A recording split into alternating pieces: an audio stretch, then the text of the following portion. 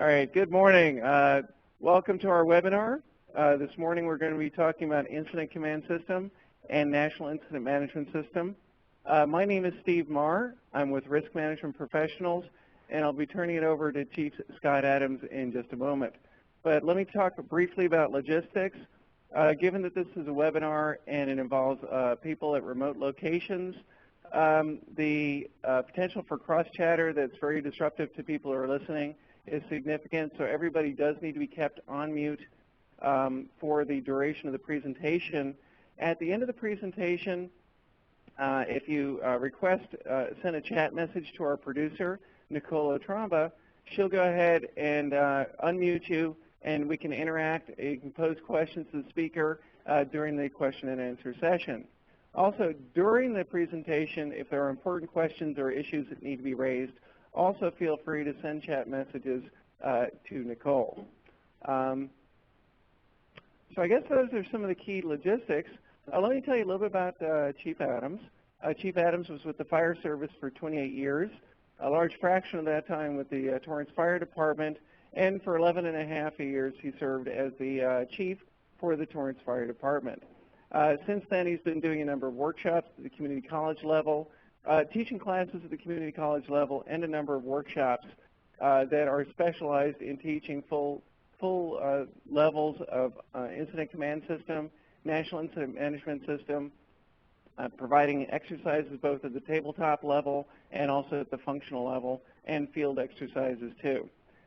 Today, Scott's going to be giving a little bit of an overview for the Incident Command System and National Incident Management System, and I'll turn it over to him. All right. Thank you, Steve. You got it. Good morning, everyone. Good morning. Well, as Steve mentioned, we're going to be talking about NIMS. That's the National Incident Management System, and ICS. It's called the Incident Command System. And we're going to talk about, first of all, what is it?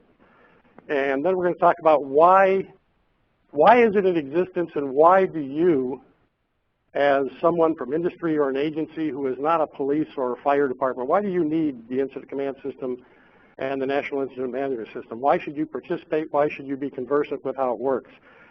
And then who in particular should be involved in learning about the Incident Command System and implementing it in your organization in order to make you and your organization more effective?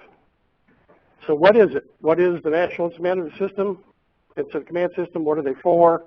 And where did they come from? So we'll start with the what. If you get nothing else from this morning's presentation, one of our people here in the training room is Bob, and Bob is my perfect target audience for my intended presentation this morning. He has some awareness of the fact that ICS and NIMS exist, not really sure what it's all about in particular, and why it might be important for him to know that for his business and whatnot. So this slide, if you get nothing else this morning, this will help you understand what it's all about. If you think about an emergency, and let's define emergency first this morning. All of us in our day-to-day work have incidents that happen that we can handle internally that I just call the routine uh-oh stuff. And I'm not going to classify that as an emergency. An emergency is when something happens and you go the big uh-oh, and it occurs to you that this may not be over in the next 10 or 20 minutes or the next hour or two, or maybe not even at the end of my work day today. So that's a real emergency. And when an emergency happens, we all arrive there. And typically, if you've got something significant happening at your facility, you're not going to handle it by yourself, even if you can. Other agencies are going to arrive. Someone's going to call 911. There'll be stakeholder agencies that may be governing bodies like Fish and Game, EPA. They're going to show up, and they're going to have the press. They're going to have demands of you for both information and action. So all these entities are going to arrive at an emergency, and we all get there from our own world of experience. So no matter what business you're in, even coming from the fire service, we have our own lingo, our own shorthand language. Engineers have it, chemical people have it, industrial people have it, food service people have it. We all have that shorthand that we use that works very well inside of our agencies. We have our own cultural norms. We've developed our own ways of doing business that work very well for us. But if you think about an emergency as a foreign land that we're all going to arrive upon to manage an emergency, and we all get there with our own cultural norms, our own language, our own ways of doing business, that creates, and I was polite here, I said it creates the likelihood of mass confusion. I can tell you from 40 years of emergency management experience now that there will be mass confusion. And one of the sayings we have in emergency management is you are information dependent.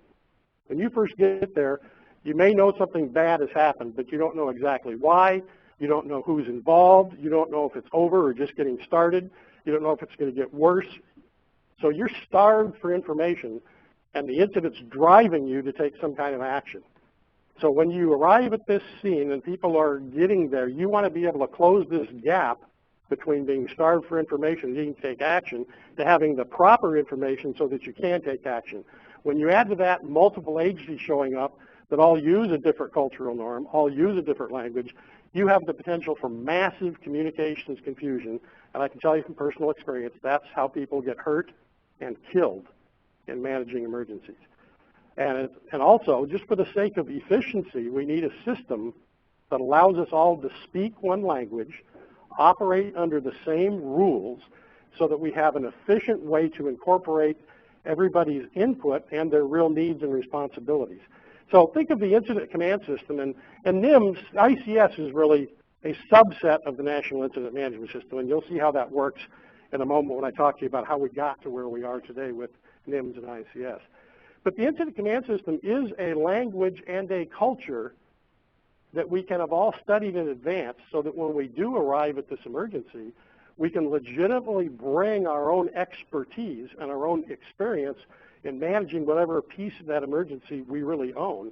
And we can all speak one language, be efficient, not compound the communications problem and the information deficit problem, and actually bond very quickly into a single way of doing business for efficiency's sake. And so we're talking life safety, also resource management, being efficient on the emergency scene to not waste resources.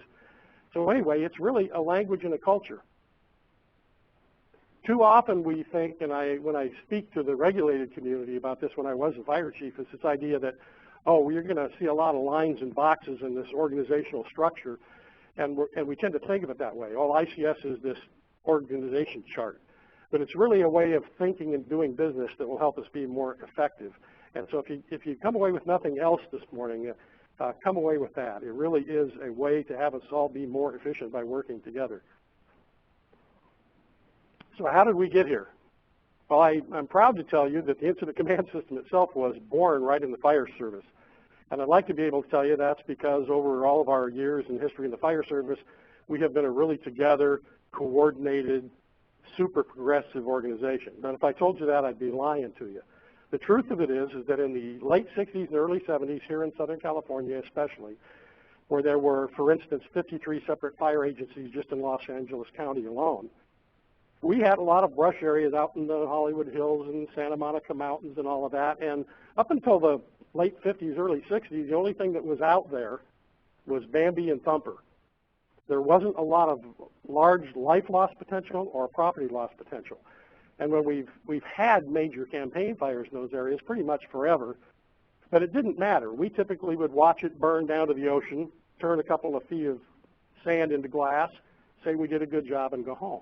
Well, what happened was in the late 60s and in the early 70s, there was significant development, what we now call the urban wildland interface, and there was high-value structures in those areas and a large potential for life loss. And what we discovered was, instead of one or two fire departments showing up, we now needed hundreds of resources, hundreds of fire engines, hundreds of thousands of firefighters.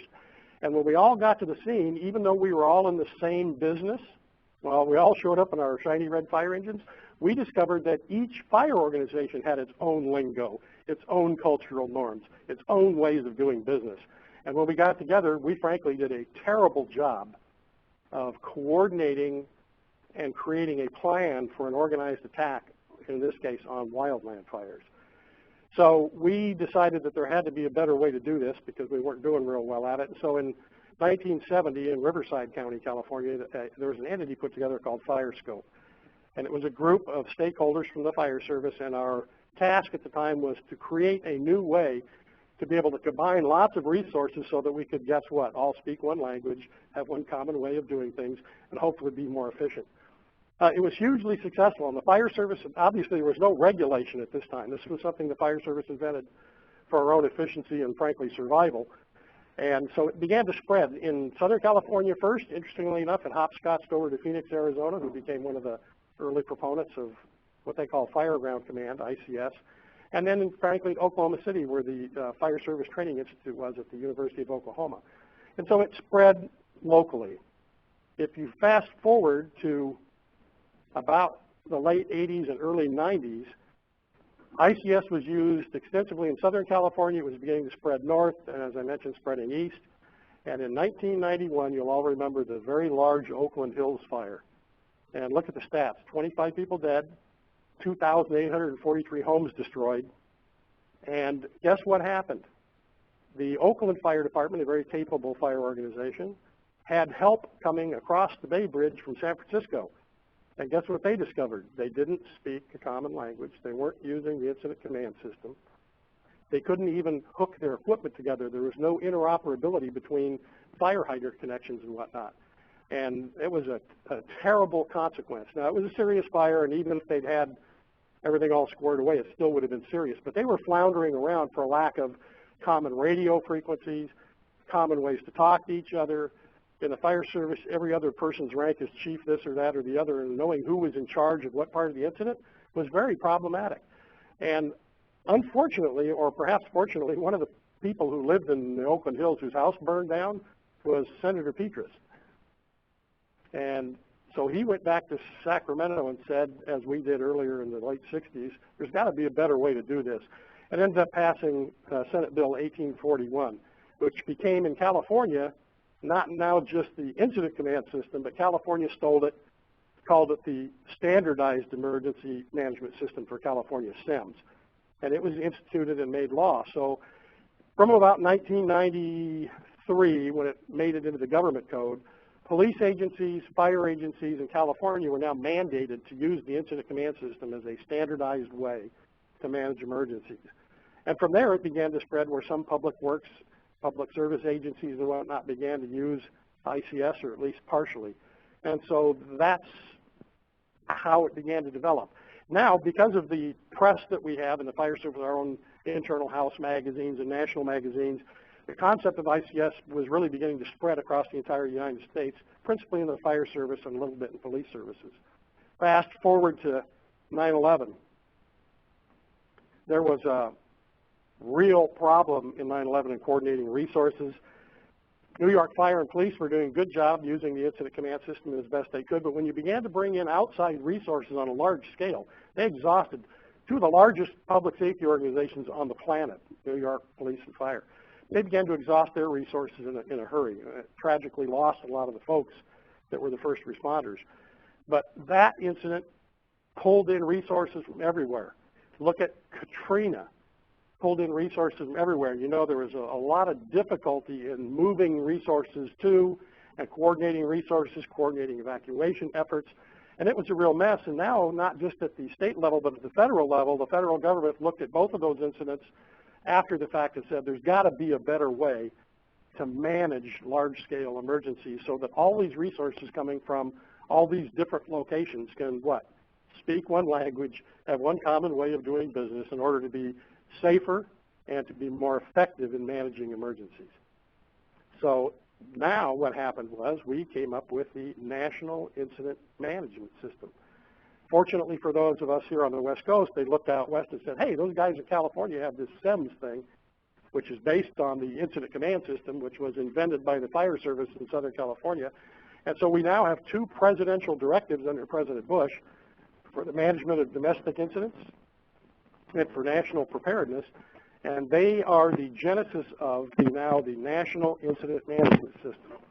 And a key part of NIMS, for those of us that are boots on the ground in managing an emergency, is still the Incident Command System, and it's still called that. Now, NIMS itself is much larger than just ICS.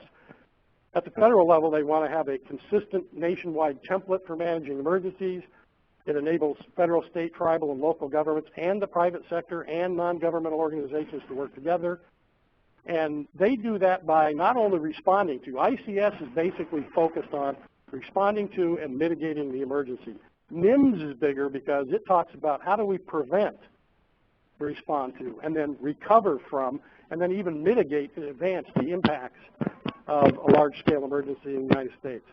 And again, the key is that ICS and the NIMS system using ICS works well regardless of the cause of the incident, the size of the incident, its location, or its complexity. So in the fire service, we will use the incident command system for something as simple as one fire engine rolling out on a dumpster fire behind a grocery store. Or it can be used for a major fire campaign, as you often see on the news across the nation from the hills above Malibu or above Los Angeles, where they have thousands of firefighters there combating a wildland fire, or certainly on events like the current event we have going on. I'm certain in the Gulf Coast that the incident command system of NIMS is being brought to bear on trying to manage that difficult situation. And again, it's all there in order to reduce loss of life. Those are always our priorities. Yes, sir? Okay. To reduce loss of life, to protect the property and the environment, and again, effective use of our resources and the safety of the responders in the field. So what is the incident command system? Let's spend a few minutes. And again, my objective today is not to teach you how to be able to operate under ICS, but to teach you sort of the concept of what is that culture and language of ICS. And it's based on 5 basic functions that are common to any emergency. And frankly, you all who are part of a public agency or a private business, you're doing these same 5 functions every day. You're probably calling them something else, but they still exist. But in ICS, these are all terms of art or specific terms that we use. And the key to understanding ICS is to understand the idea that it's based on common functionality and common terminology working together. So we've got these 5 basic functions under ICS and NIMS. One is the command element, and that's what we call it. When I was the chief of the Torrance Fire Department, I was the person in command, and my title was fire chief. But if I were on a major incident, my title changes that day. I'm part of the command of that incident, and if I was the person in charge of that incident, my title would become incident commander. So there's a command function. Then there's an operations function, and that's everyone who is actually boots on the ground fixing the emergency or directly assisting in mitigating the emergency would be in what they call the operations section. Then there's a section called planning. Those are the folks who are thinking ahead. When you get that uh-oh factor that's escalated to the point where you're thinking, gee, this may not be over at the end of my shift, well, what's this incident going to look like 10 minutes from now, or 2 hours from now, or 3 days from now? Somebody needs to start thinking about what are our plans now, what kind of contingency plans should we have for this incident? Are we tracking what's happening? Are we creating visuals so that when we eventually turn command over to somebody else, because the incident commander, no matter how talented he or she may be, after about 12 hours, your carriage turns into a pumpkin and it's time for someone else to take over. So someone needs to be thinking ahead in order to brief the oncoming crews and to roll this incident forward. Then there's a logistics function. Everything that has to be in support of the people in the operations section who are directly combating the emergency, they'll need what? Perhaps food, perhaps lodging, radio communications, transportation, expendable supplies, anything you can think of. The logistics section would be responsible for securing it and moving it about and supplying and supporting and rehabilitating and resting and feeding all the people that are responding to that emergency. And then finally, there's finance and administration. It's a critical part of managing an emergency. You have to track who's at the scene, how do they get paid, if they get injured, what kind of claims to take care of them, to get them medical assistance, at least making the financial arrangements for that. Who's tracking the cost for recovery? For those of you in private industry who may be involved in a major, let's say you're caught on the Gulf Coast during a Katrina type event, you need to be thinking and using ICS to start tracking your expenses because you may be eligible for federal recovery. Unless you've done a good job in a NIMS and ICS compliant way, I can guarantee you that you may get your recovery, but you're going to be at the back of the line in comparison to the people who've done a yeoman-like job of using the NIMS system to do that. So there's these 5 functions in ICS, and that's the key to understanding it. They're always called command, operations, planning, logistics, and finance administration.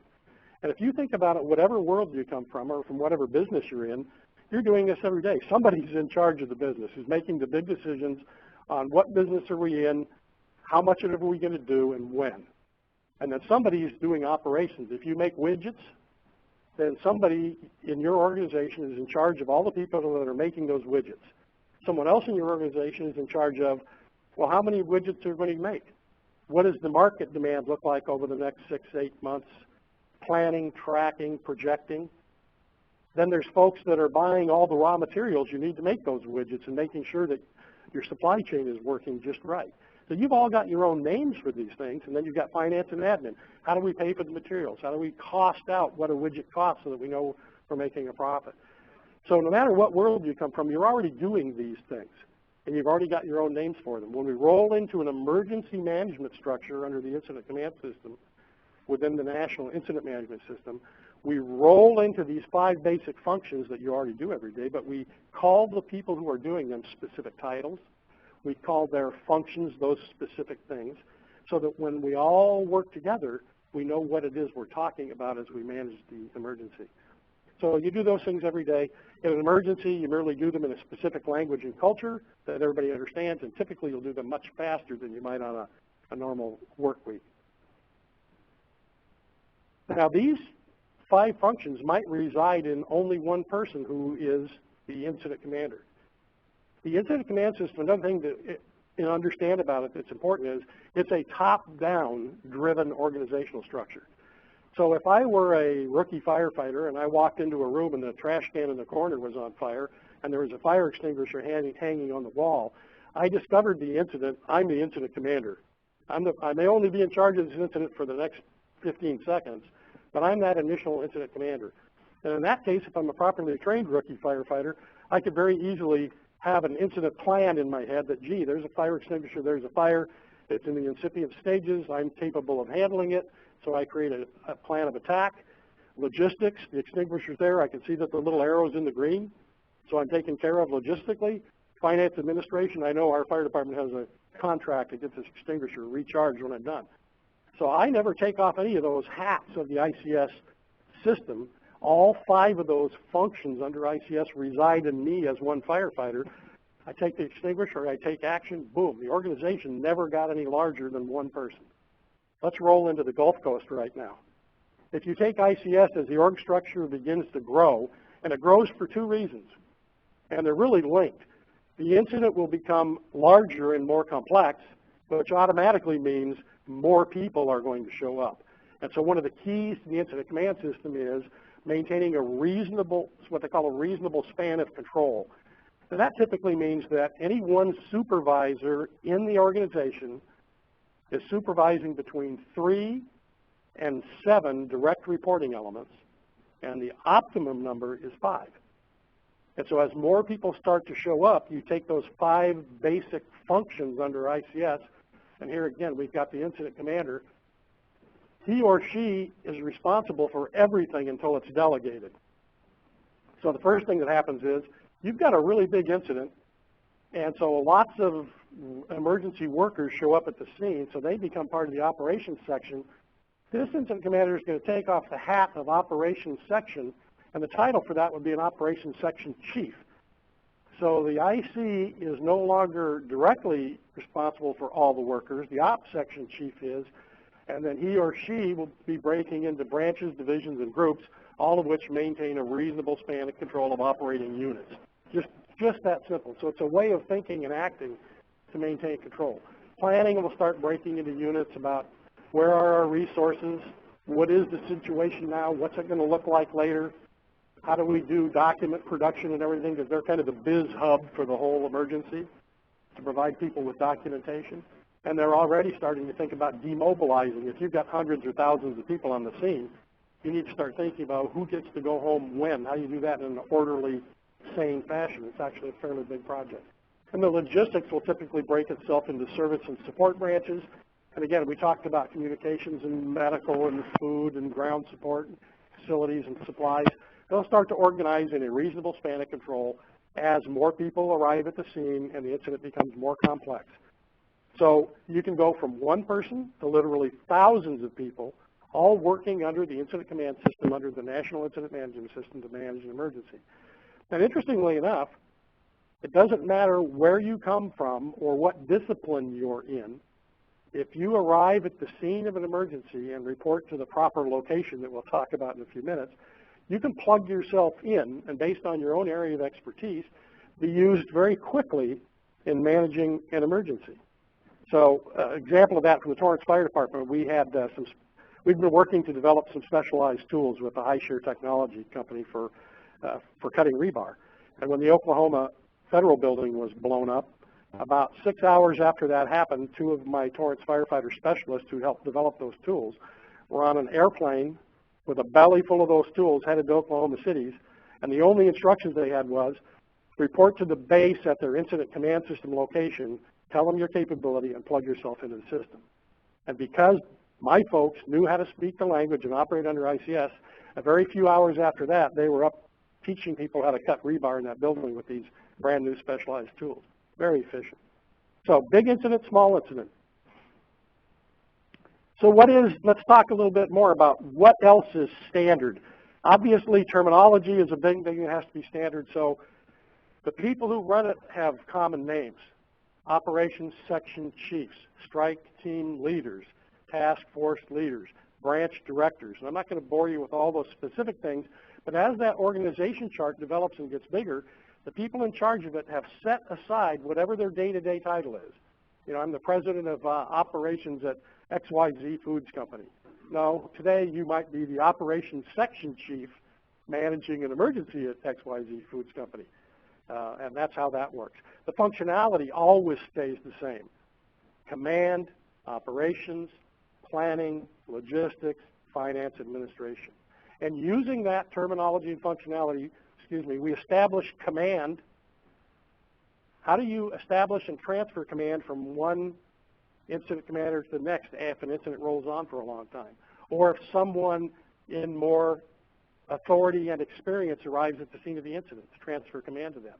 Or if someone from another agency arrives that should be the principal managing agency for that incident.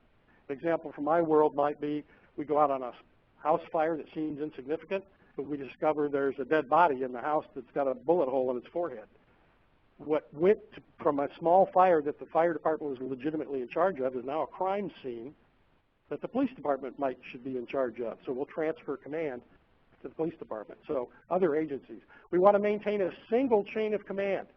If you have multiple chains of command from XYZ Foods, and then that local city fire department, and then that local city police department, all operating independently at the scene of that emergency, that's a great way to lose people, to give unintentionally conflicting orders and having different priorities for managing that emergency.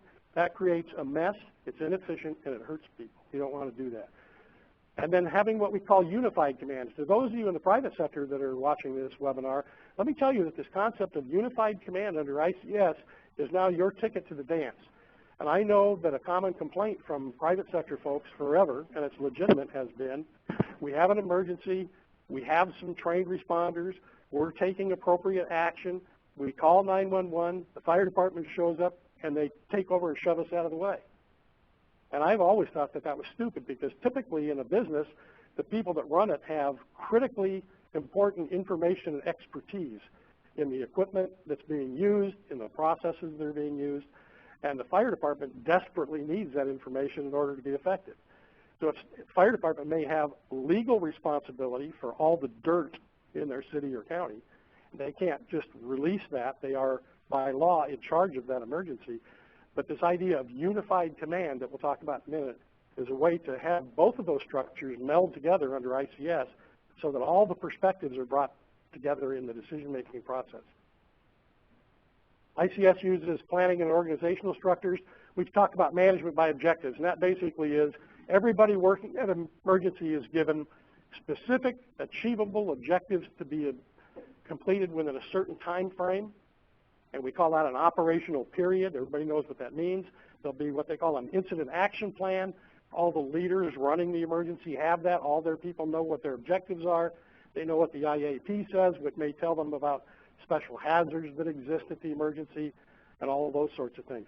It's modular organization so that as the incident gets larger in terms of it spreading and more people arriving, you continue to break it into smaller and smaller pieces so that you maintain that ideal span of control of between 3 to 7, with the optimum being 5, and that's critical for safety. There are facilities and resources under ICS, again, that have common names. You've probably heard the term incident command post. That's a term of art in ICS. That's a place from which the incident is being run. But there's other ones. There are things called bases and camps and staging areas that all mean specific things under ICS. A base is a place where all of your incoming resources will report. If you have a major incident happening, do you want all of your responding resources to show up right at the incident, or all show up right at the command post? I think not, really. You want to put them someplace where they can be accounted for. Although people are there, they can get briefed on what's happening before they're given a specific assignment. So you always call that the base. Then camps are places where you rehab people. Staging areas are where you will store people who are ready to go into combat, so that as you rotate troops in and out of managing the emergency, you have a logical place to put them. And those things all contribute to this concept of interoperability under the incident command system.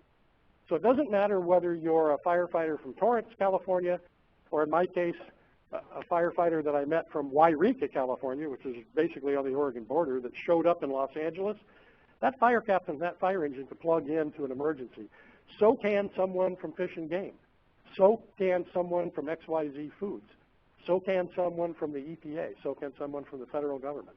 All speaking the same language, talking about the same common functionality, using the same common terminology as we manage an emergency. You can imagine that shortens up the confusion period in the beginning when you're giving directions and receiving information. Very important. ICS also is a lot about managing communications and information. We have a bullet here that says integrated communications. Well, that is, what systems are we using? Everything from what radio bands, what frequencies, and obviously you don't want the people who are seeing the Subway sandwiches arrive for all the responders. You don't want them talking over the same channels as the folks who are commanding the emergency rescue of people trapped in the building. So deciding on what your communications channels are, what particular modes are used, and then channeling those communications is very important. Information and intelligence. Obviously, you need as much information about what's happening and what might happen as you possibly can, reported so that everybody at the emergency has what they call a common operating picture of what's happening. You don't want to use the mushroom theory in managing an emergency where some people are kept in the dark and fed on fertilizer. You need to have everybody have a clear picture of what's happening for safety. And then these days, with the threat of, and always the question mark in the back of our minds is, how did this happen? Was there some bad actor in there that's caused this to happen? The whole idea of gathering intelligence and managing intelligence is very, very important. And then under the incident command system, NIMS, there's a whole issue of training standards for people functioning in these various positions and the credentialing of both people and equipment. And then finally, there's a lot to say about how we should act as professionals in the system, and how do we remain accountable within the system to do a good job, and how do we dispatch and deploy ourselves. So that's basically what ICS is. It's a common functionality using a common language so that anyone from any discipline can bring their expertise in managing an emergency and have their voice heard in the decision-making that results in, first of all, the safety of the responders, the protection of the property and the lives of people who may be trapped or victims of whatever the incident is, and then finally being careful about the environment. So why? Well, it almost begs the question now, doesn't it? We say we have, and I'm speaking to those of you primarily in the private sector, we've got our own way of operating that works just fine for our business. You've got your own titles and your own organizational structure, and Monday through Friday and whatever your schedule is, that works just great for you. Why should we have to change that during an emergency? And isn't this NIMS ICS just for police and fire departments or other emergency responders? Well, let's talk about that. Up until 2009, you might have been able to make a good argument about that, really, but since Katrina and 9/11, that concept is going away. In 2009, the feds rolled out what they call the National Response Framework, because even as they started developing the National Incident Management System, they began to realize, because they had originally focused on police, fire department, military as principal responders, they began to realize very quickly that other government agencies and non-governmental agencies, the Red Cross, all kinds of volunteer organizations that show up to help, the average civilian who just shows up to help, and the private sector has an incredible amount of resources that need to be brought to bear in managing an emergency. So they broadened the concept of NIMS through this national response framework to bring everybody under the same umbrella, essentially. So it's based on best practices and stakeholder input. It builds on NIMS. It creates coordinating structures that align key roles and responsibilities at all levels of government and with NGOs and the private sector. It's always in effect, this national response framework, and it establishes a response vision through 5 key principles. Let's talk about that for a minute. Engage partnership. This is at all levels. We develop shared response goals and align our capabilities so that no one is overwhelmed in times of crisis. Tiered response. One of the good things about the NIMS system and the Fed's position on this is that any emergency should be handled at the lowest appropriate level. They're not going to come in and take over the XYZ Foods Company's incident or the Torrance Fire Department's incident. They're there to assist if we need help, but it should be tiered up from the bottom at the lowest appropriate level. The whole idea of NIMS and ICS under the National Response Framework is that it's flexible and adaptable. You know, it's not handcuffs, it's a toolbox. So it expands or contracts depending on the needs of the organization. And then unity of effort through unified command. I mentioned earlier this term of art in ICS called unified command is the sort of ticket to high-level participation in managing the emergency in your own business. Unity of effort respects the chain of command, and each participating organization, while harnessing seamless coordination across jurisdictions in support of common objectives. And then the final thing is readiness to act. Basically, this is a lesson from Katrina. One of the things the feds did, they were kind of arguing with each other over which department was responsible for what, and they're all waiting for the magic words to come up from Louisiana, you know, from the mayor of New Orleans to the governor to the FEMA, which never happened. And so there was a lot of waiting around, and now the federal government has said, it's okay for all you federal departments, as a matter of fact, all of us, public sector, private sector, non-governmental, when we see something bad starting to develop in a region, start leaning forward. Start moving resources in that direction. We should all be thinking that. We have a forward-leaning posture. 2 of these key things I think are very important for us to understand as private sector people. This tiered response. Incidents always begin and end locally, and most are managed at the local level. Many incidents require unified response from local agencies, the private sector, and NGOs. So if you're an XYZ company and you have something happen in some chemical process that you use, it's highly likely that the local emergency responders are going to show up. Fire department at least, maybe their dedicated hazmat team. You may even have trained responders within your own organization. How do they interact? If you understand and use the incident command system in the creation of your emergency response documents that are all NIMS and ICS compliant, and you internally are using the incident command system, so someone in your organization is that initial incident commander, and your people are operating under ICS, when that fire department shows up, you can immediately ask to go into what they call unified command. But the fire department doesn't shove you out of the way. You'll have an incident commander from your organization handcuffed together with that fire department incident commander, and they'll make joint decisions so that your technical expertise is melded with their staffing and capability and tools and equipment and almost unlimited resources through the mutual aid system to have a unified way to approach this emergency where everybody's perspective and priorities are taken into account and there's only one decision-making process. So unified command. And I can tell you this, if you know ICS and you speak the language and that fire department rolls in and you immediately say, yes, we've established a command post over here, Joe Blow is our incident commander, here's the action we've taken so far, you have instant credibility with that public safety agency because, oh, these people understand and use ICS? Great. And so you'll be given more credit and paid more attention to, frankly, in a way that you should have been all along. But now you have your ticket to the dance and asking, well, let's enter into unified command. Very important part of the National Response Framework, and it's one of the key values in ICS. Unified command, look at this. As a team effort, unified command allows all agencies with jurisdictional authority and/or functional responsibility for the incident to provide joint support through mutually developed objectives and strategies. Very critical part of ICS. Here are two examples of how ICS works, especially here in California. It's my world to operate from.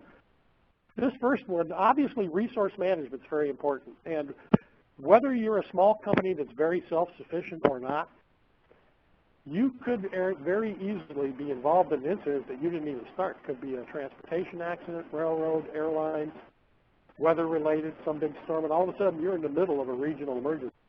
And you're going to exhaust your local resources very quickly. So is your local police and fire department. In California, we'll have the field level where the incident occurs, so people in the field working it. Well, they're talking using the ICS system that's replicated through all these levels of government. They'll have an incident commander in the field, maybe more than one, talking to somebody in a local government emergency operations center that have those same 5 functions: command, operations, planning, logistics, and finance and admin. They'll be talking to an operational area. In California, that's a county. So let's say we're here in Orange County. Is that correct? Irvine's in Orange County? Okay. So there'll be an Orange County operational area emergency operations center. So when the city of Irvine, where we are, runs out of resources, they may have heard from XYZ company that we've got a critical process here, and if we don't have 5 generators in the next 2 hours, something really bad is going to happen with our processes. That request goes up through the ICS chain of command, through your local fire department, to that local government's emergency ops center, to the county ops center to bring resources to that emergency that might end up at your company, and it'll happen very quickly. If the operational area, in our case the county, runs out of resources, there's 3 regions in the state, and then the state of California is the link to federal assistance. All of these entities operating under the National Incident Management System and the Incident Command System, all speaking this same language: command, operations, planning, logistics, finance, and admin, all having the same titles. If they say, hey, I'm the incident commander at the XYZ incident, they know exactly who you are, where you are, and what it is you're dealing with. And so it's a way to coordinate who gets what resources in what order, so that the critically important resources hopefully go to the right place. I teach a lot in Riverside County, and there's a little town there called Temecula where they have a wine and cheese festival every year. So I always make the joke that the Riverside operational area gets 2 requests, one from the city of Hemet, one from the city of Temecula, and they both need 5 emergency generators. Well, when they finally get into the coordination aspect of this, they realize that the 5 generators for Hemet are because they have 5 patients on dialysis that are going to die. But in Temecula, they need the 5 generators because the wine and cheese festival is going on, and people are sitting in the dark drinking their wine. Well, somebody has to make the tough decision of where those resources go, right? So not working around the system in order to resources is a very important part of that, whether you're a business, a public safety agency, a city, a county, or whatever. Another really great example, under ICS and NIMS, there's a high value on having advanced planning to be involved in mutual aid and mutual assistance compacts and agreements. Well, here's a really terrific example from our world here in Southern California. In Riverside and San Bernardino counties, there are a number of water providing agencies, typically districts, that have bonded together to form a mutual aid organization they call the Emergency Response Network of the Inland Empire. It's ERNI. And they're all hooked up by radio communications. They're using the incident command system so that they're all speaking the same language, understand common functionality and common terminology, and it gives them a synergy for mutual training, joint exercises, and those sorts of things. And it works in parallel in real time with other things that are happening in the county in a major emergency. We had a big, large wildland fire in Riverside County this last year. ERNI activated itself. One of their members had their pump stations go down. Those pump stations were supplying the local firefighting effort. Another ERNI agency, they put out a mutual aid call within their ERNI agency operating under ICS. They had 2 huge generators delivered to that site within 45 minutes or an hour, and all operating under the incident command system just as smooth as you please, and all done by these agencies just decided that they wanted to be committed to ICS and NIMS. And the important part is, because they understood the bigger picture, they were able to report to, in this case, the Riverside County operational area that they had done this so that that resource allocation was coordinated with everything else that was going on in the county in terms of firefighting and resource acquisition. So it's very important. And without ICS and NIMS, it would be impossible for an organization like ERNI to be very effective. So 2 good examples. How about the who? In the final analysis, who should make the effort to become NIMS and ICS compliant? How can I know who in my organization should be trained and how much training they need? So let's talk about that for a minute.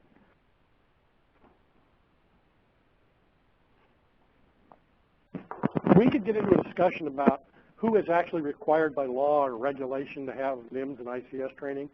Some of you are if you're using hazardous materials and fall under certain criteria for risk management plans and whatnot, especially here in California, and that's a large part of what risk management professionals is involved in, is helping you do that.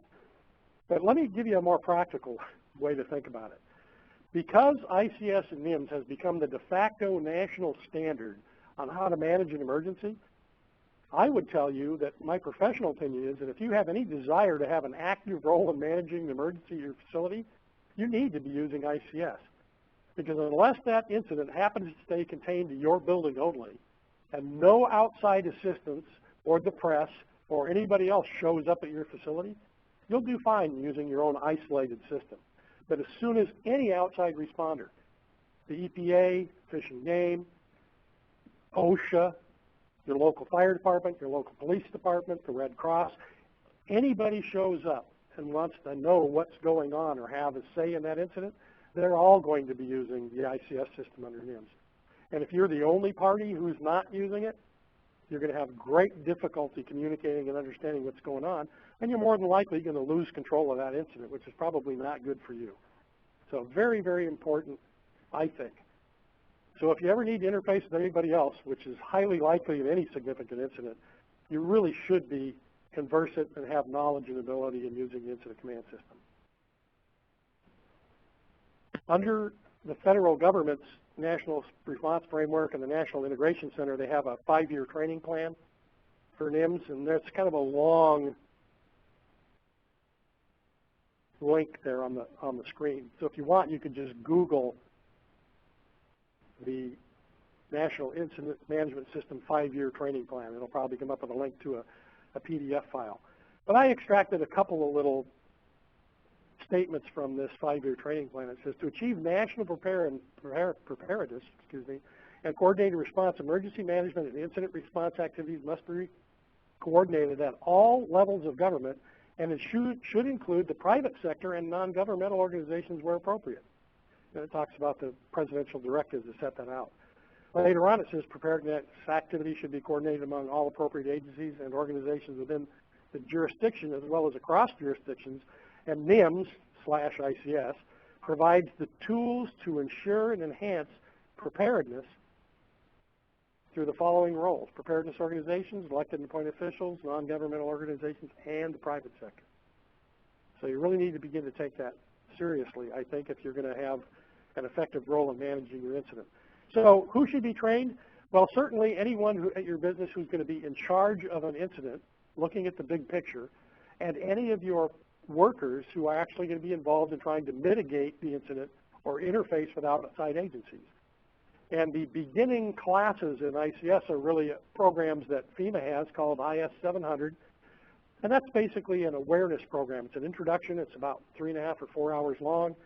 Talks in much greater detail about the ICS system and that common terminology and functionality than I've been able to do this morning in our limited time. And then there's ICS 100 and 200, where it goes into a detailed description of ICS and actually begins to train people to function in those roles of incident commander or planning section chief, or how to interface with others who are using that terminology. And then it goes on. There's many other courses where you might be trained to be a public information officer to deal with the press, how to put out an emergency response notification, to become a planning section chief on what do you do to make plans and create an incident action plan, how do you set up a good logistics system, and the training becomes very advanced. There are several ways to actually receive ICS and NIMS training. One, it can be done online. There are web-based courses. You can go to training.fema.gov, and you'll end up at the Emergency Management Institute, and you'll see what courses are available online. The advantage of that is they are free. The disadvantage is they are, frankly, dry as dust. They take quite a while on the computer. You're doing it in isolation, and you don't have the advantage of having anybody speak to you that talks about real-world experience. How does this fit into your actual job? But it is free, and it is available online.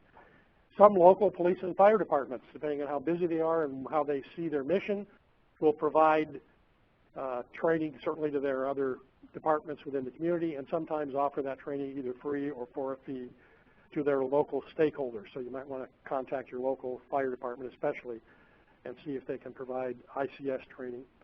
And then certainly here at Risk Management Professionals is a significant arm of what we do here, and that's my involvement with Risk Management Professionals to be an emergency response specialist, and I teach and train on NIMS certified, FEMA certified courses, and also to help organizations prepare by doing tabletop exercises and whatnot. So first of all, get the right people trained. How do you make this work in the real world? Well, we determine who needs what levels of training, and if you go to that 5-year training document and begin to look at the FEMA website, it makes recommendations on who and what and to what level. You train and certify those folks. A critically important part of this is to make sure that whatever emergency response plans you have for your business, what I would call your source documents for managing an emergency, really are cast in ICS terms, functionality, and what we would call being NIMS compliant. That's a good thing for plan approval, but it's also a practical reality as you begin to use those plans in the real world.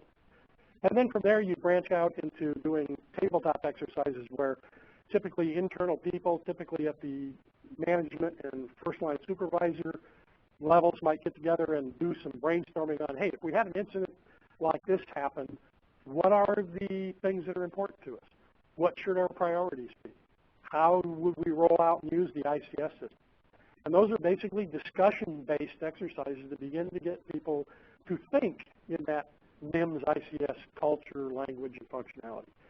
And then from there, we'd move forward to do something like simple functional exercises, where we'd basically set up command and management exercises to make sure that people fall into the roles and know what their responsibilities are, know how to access the source documents, so where there would typically be checklists on what their responsibilities would be to make sure they don't miss something important in managing an emergency. And you'd move there to fully functional exercises that might go for a day, or in the case of one of our clients in 2008, we had basically a 2 full-day live exercise for what they call Golden Guardian in 2008, which is a huge earthquake exercise here in California, where they played at a full functional level for 2 full days real time. And we helped them craft the parameters for that exercise and their participation in it, and it was a huge success, and they had a good time doing it and felt really good about their capability at the end of it. So that's something you should consider too. Once you've done some internal exercises, begin to branch out, contact your local fire department when you have an exercise, invite them to come and play. They'd be happy to do that for the most part. And again, your credibility goes up, your ability to interface with them in a real emergency goes up. Very, very important thing to do.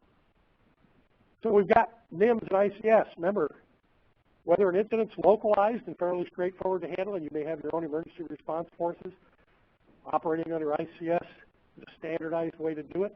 As other resources show up, you'll be able to integrate with them quickly. Or take a look at what's happening in the Gulf, where we probably have thousands and thousands of people all trying to coordinate down there. The ICS system is flexible enough to expand in a modular way so that you maintain a reasonable span of control to handle a very large and very complex incident that involves everyone from local first responders all the way up through and including the federal government's response. So hopefully that gives you a little better idea of what ICS and NIMS is all about, and why it's important to you, in my professional opinion, and why you might want to make sure that your source documents are NIMS compliant and that the appropriate people in your organization are able to use it effectively in managing an emergency in your facility. So with that, I'll just say thank you, and I want to thank my producer, Nicole, who's been over there keeping me live and on the air, hopefully. And thanks to Steve Maher and RMP. It's been a pleasure to be with you this morning. And one last thing that I'll leave you with, and this is the first time we've seen this. We actually had a client come to us because they had been cited by a fire agency based on a code, because they were one of these agencies that does handle at least one hazardous material. And so in their emergency planning that's required by the state of California, at least one fire agency took NIMS compliance or ICS training as part of the requirement for preparation. And what you have here is an extract of actual notice of violation where their corrective action was to train their people on ICS. So this is the first time we've seen it as a real legitimate regulatory ding on an agency, but this could be the future.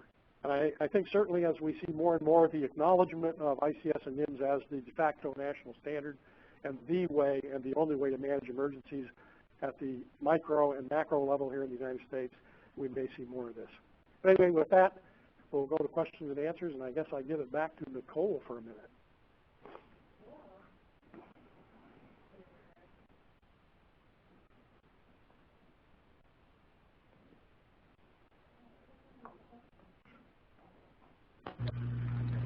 Any questions? Great job. No one has any questions.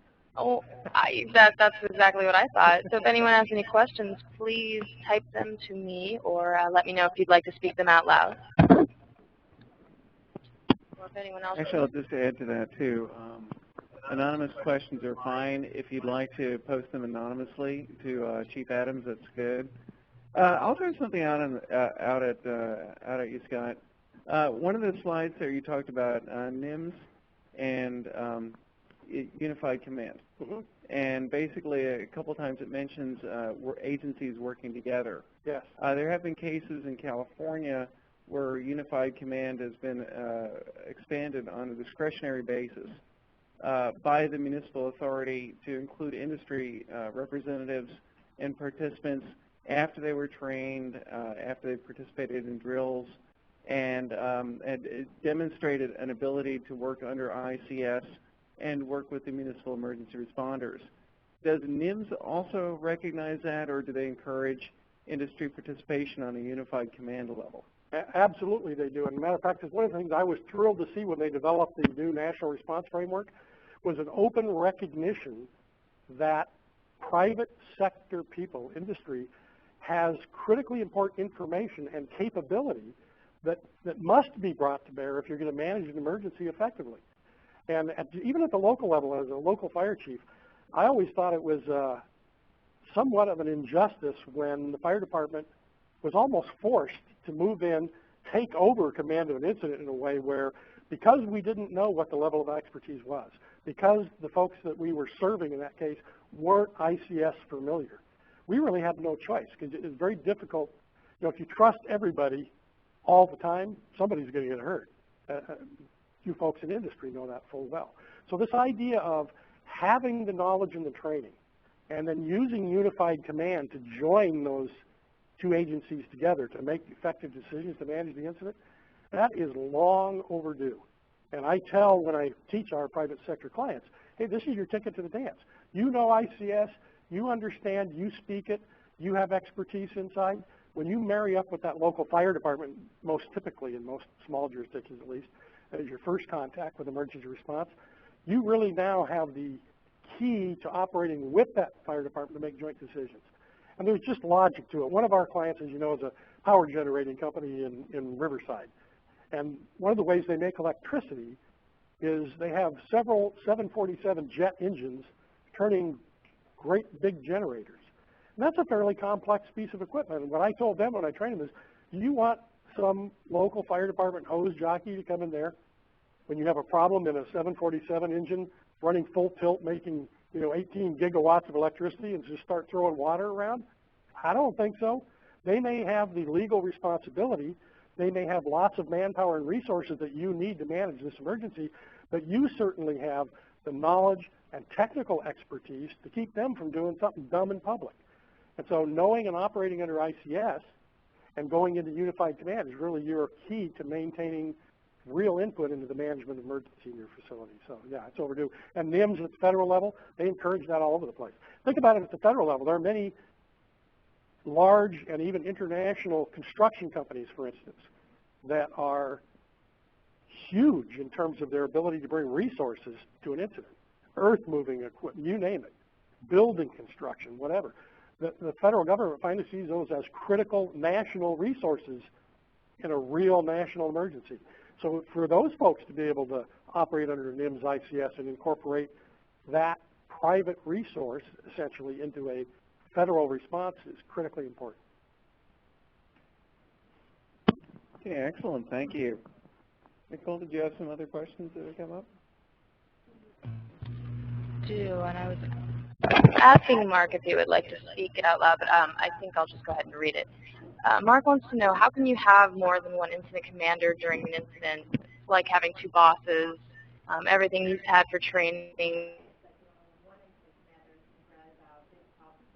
Sure, and that's a very, who asked that question? Mark, did you say?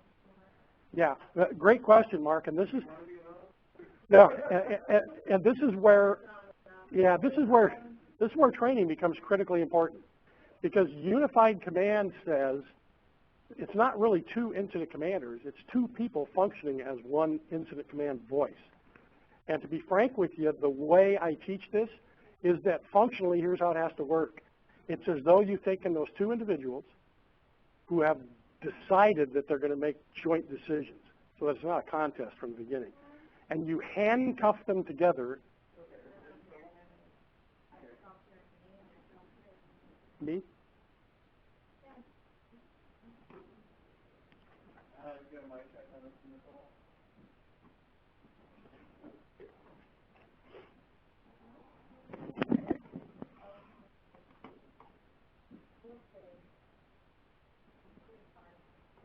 Got a mic check here? Are we totally cut out right now? Yeah. Oh, hold on. How about now?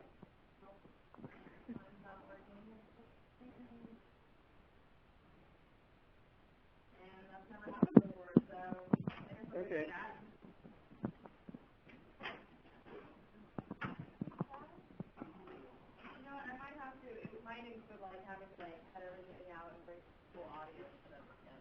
All right. No, we're good. What we can do is offer to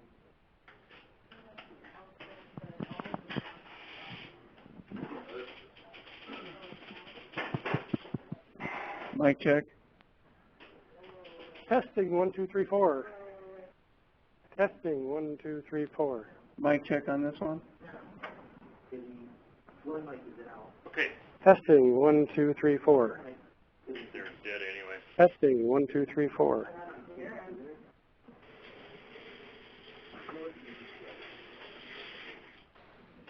How about on your computer, Chad? Is it, you get sound? Okay.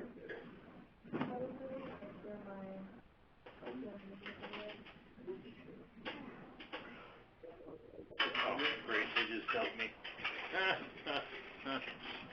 Okay, we missing it, Jerry.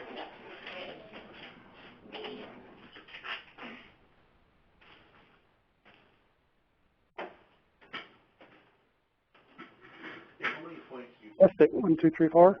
lost? 3 or 2? Can you hear Steve? Testing, 1, 2, 3, 4. Testing, testing, testing. I'll turn mine off. Testing, testing, testing. 1, 2, 3, 4.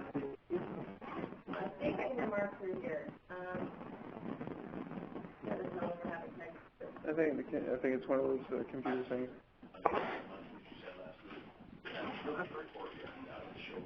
Well, what that's happening, Bob? You had a question? Ask him, can you communicate with him? I'm just telling them all, I'm telling everyone. Okay. And Say again? How about Scott? I'm coming through? Okay. Oh, Well, let's make the assumption that Mark, that you can hear me out there, and I'll continue with the question. Unified command is important. It takes training to do that. And the way I teach it is, as a practical matter, you take those two co-incident commanders, and certainly they've had training and they understand one another. In other words, the first time you meet someone who's likely to be your co-incident commander shouldn't be at the emergency. If you followed and done training and had exercises and gotten your local responders involved, it should be, oh, hi, Bill, not who are you, okay? So there's some level of credibility that should already be established. And frankly, the only way it works is that by mutual consent, you have to have handcuff those two incident commanders together and only give them one radio, so to speak, so that they're forced to speak with one voice. And it's a discipline, but it's no greater a discipline than anything else that we do under ICS, and it can be done. And frankly, right now, the biggest obstacle to that is typically local fire and police departments having greater awareness that more and more in the private sector and in non-governmental organizations, they're going to encounter people who are well-trained and well able to function under the incident command system. And that's a big part of what I do, is to make sure that fire and police departments know that and are aware of it and are willing to go into unified command, because it is the national protocol now. So I hope that's helpful. But it does take discipline, and it is an obstacle in some sectors where turf wars and those sorts of things need to be done away with. But it can be done, and I won't go into great detail, but there was a situation in Torrance where we had a significant problem in the beginning with a large private business in town, where we had a real conflict in that particular area. And at the end of about a 5-year period, we had what was sort of a showpiece nationally on how to have two agencies work together, and it worked very well. And unified command was a key to that. Or something like that. In this case, it was back in the engine room on an SRV.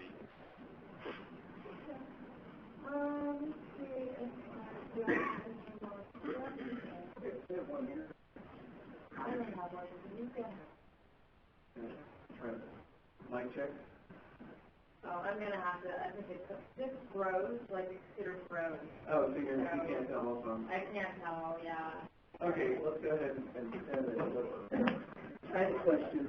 Coming from an industry that works on a project basis, and where it takes a very long time to set up the parameters of the project and to make standards and communicate all of this to people and really execute the project, how do you go about coming up with an incident action plan in very short order in order to, coming up with a plan and then executing it in the time that you have to on an emergency? Yeah, that's right. Yeah. Bob was talking about the fact that in most industries, the planning cycle is really quite long for complex projects and takes a lot of advanced planning and thought. And his question to me was, in the case of an emergency, how do you quickly come up with an incident action plan that's meaningful in some way, given the time constraints? And the answer to that's very simple. You don't have any choice. The good news is, in ICS, there's a standard set of incident response priorities. It's always life safety first, then property protection that's critical to not having the incident get worse, or what we call incident stabilization. We may not be able to make the incident go away, but what do we need to do to neutralize it so that it's not going to get worse, and hopefully then begin to get better? Then property protection, then conservation of the environment. And with those are your priorities, you basically use that checklist. Are there people currently injured or immediately in harm's way? That becomes your #1 priority, and all of your resources go in that direction. Sometimes, and most often is the case, a combination of life safety for threatened populations or people who are in harm's way right now, and incident stabilization, that becomes a co-first priority, because in doing the one, you're going to enhance the other. And then it's also dependent on what resources you have at hand. You can only operate with the resources that are in your pocket. But thinking ahead, one of our priorities is always, don't wait for the situation to get worse before you order up more resources. So we always need to go with the assumption that this incident is much likely to get worse before it gets better. So let's begin to order resources now based on a worst case scenario. And in the hills of California, that was something we were really bad at in the past, where by the time we realized we were going to have a big fire, it was a really big fire, and it's 5 miles up the road. And so now they order basically the whole world right from the get-go. It's a whole lot easier to send resources home than not. But and as you get training, there are classes on how do you create an incident action plan that talks about what are these priorities, what sort of resource allocation would you make first, what sort of resources are available to achieve certain objectives, where do you get them, and those sorts of things. So it helps in speeding that process along. Is that helpful? I get to the, okay. But the bottom line is sometimes it's quick and dirty in the first operational period, which might be the first 5 or 6 hours. You're just scrambling for life safety and incident stabilization. And that's why getting a planning function going, let's say I'm the incident commander, I'm wearing all 5 of those functional hats. One of my first hats that I'll take off and delegate if I say, this incident's not going to go away in the next 5 minutes, get someone assigned that planning role so that while I'm managing the emergency right now, they're busy trying to get ahead of it for me and put a plan together. So that's a critical part of the answer as well.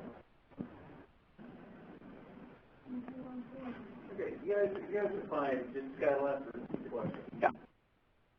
Anything? Well, I was just going to ask that what you're saying in terms of what would speed it up would be, I mean, that's where expertise comes into play, right? When you know someone that knows the process, what's going on, who's been there and done that, that's how you kind of minimize time. Right. Time is everything. Yeah, absolutely. The comment was another thing that could speed up the process is if you are already familiar with the ICS, you use that language, you use that functionality, that in itself is going to speed up the planning process and execution process, and you're exactly right. Yeah. Okay, well, we're waiting to see if there are any other questions. One of the things that I'm pleased to tell you is that, being retired from the fire service, in one sense, I don't need a job. And one of the reasons I work with risk management professionals is it's a way for me to give back to a career that's been really good to me. And living here in Southern California, where our 4 seasons seem to be fires, floods, earthquakes, and riots, being prepared is critically important because we know here it's not if, it's just when and how bad. And so I'm dedicated to helping people be prepared, both in terms of creating emergency response plans and doing ICS NIMS training and exercises. And so if we can be of assistance to you in that way, one of the things that I and my partner, Ken Hall, who just happens to be an associate of mine from Torrance Fire, retired, and we work with risk management professionals. One of the things we bring to the table is we have real life experience managing large emergencies. I won't bore you with the details, but some of the incidents that I've been in charge of in my career, you probably saw on television if you're old enough. So we know what it's like to be in these situations. Since our fire service careers, we've now worked on the other side of the table where the interests of industrial facilities and whatnot are of real importance to us, and recognizing their needs and concerns and helping them to integrate with local response agencies and stuff gives a real value added to what we do. So we'd be pleased to help out in any way we can. If I had a mic, I'd echo that. Thank you to you for working with us on that. All right, thanks. Thanks. Steve Maher, the Chief Marketing Buck here. Yeah. So anyway, we have a good time doing that as well. So I hope this morning's presentation has been helpful to you in some way. If you do have questions, feel free to email RMP, and they'll make sure that I get them, and I'd be happy to respond to you personally by email. Excellent, excellent. Anything else, Nicole? No, I think it's fairly good. Okay, thank you. Signing out.